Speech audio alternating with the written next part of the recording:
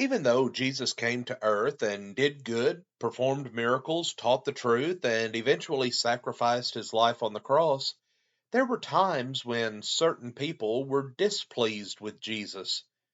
In fact, there are a few occasions recorded in the Gospels in which people were indignant with Jesus over what he permitted or what he was doing. But why were these people so upset with Jesus? And could we possibly be guilty of having the same attitude today? Well, today let's consider some of these examples. First, we see in Matthew chapter 21, verses 14 through 16, where it says, "And the blind and the lame came to him in the temple, and he healed them. But when the chief priests and the scribes saw the wonderful things that he had done, and the children who were shouting in the temple, 'Hosanna to the Son of David,' they became indignant and said to him, 'Do you hear what these children are saying?' And Jesus said to them, 'Yes. Have you never read, out of the mouth of infants and nursing babes, you have prepared praise for yourself?'" So here we see an example of the chief priests being indignant with Jesus. After Jesus had made his triumphant entry into Jerusalem, he cleansed the temple and healed the blind and the lame who came to him there. Well, the chief priests and the scribes were indignant that Jesus was receiving praise in response to his healing, and likely because of the praise he received upon his arrival in the city. But why were they so upset about this? Well, they set themselves up as the spiritual leaders and guides of the people.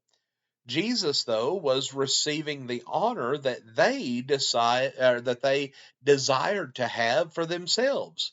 And this was something that they were not happy about. But also, if we go into Matthew chapter 26, verses 6 through 13, and due to our lack of time today, we won't read this entire passage. But here we see the disciples becoming indignant with Jesus. We find that not long before his betrayal, Jesus had been telling his disciples that he would be handed over to be crucified. Well, prior to this, at the home of Simon the leper in Bethany, a woman came in and anointed Jesus with a very expensive perfume, and the disciples were indignant over what they saw as an apparent waste. They thought that the perfume could be put to better use by selling it and giving the money to the poor. But most of the disciples, they may have had sincere motives in this, but there was one that did not.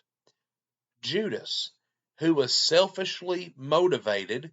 And in fact, John 12 and verse 6 tells us that he used to steal money from the money box of the apostles.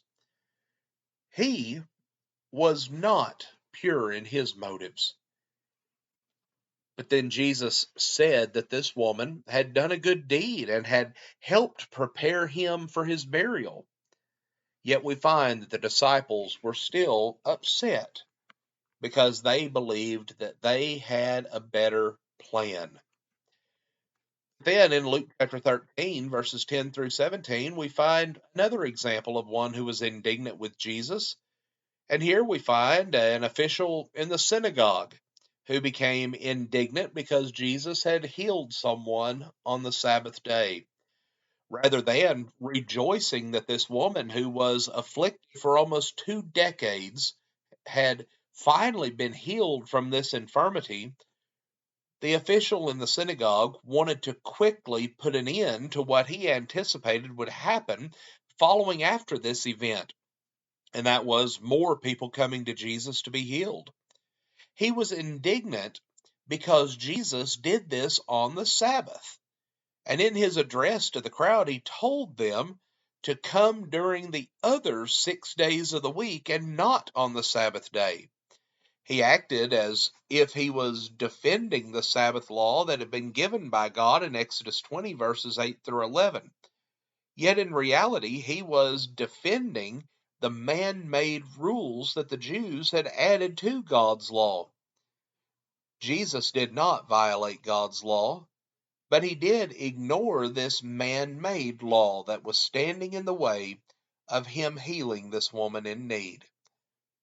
But the official in the synagogue was upset with Jesus because he wanted to hold on to his traditions rather than submit to the will of God.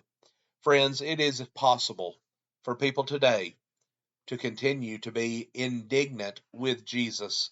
We see people today who want to follow after themselves, who want to follow their own plan, who want to bind their own opinions on others.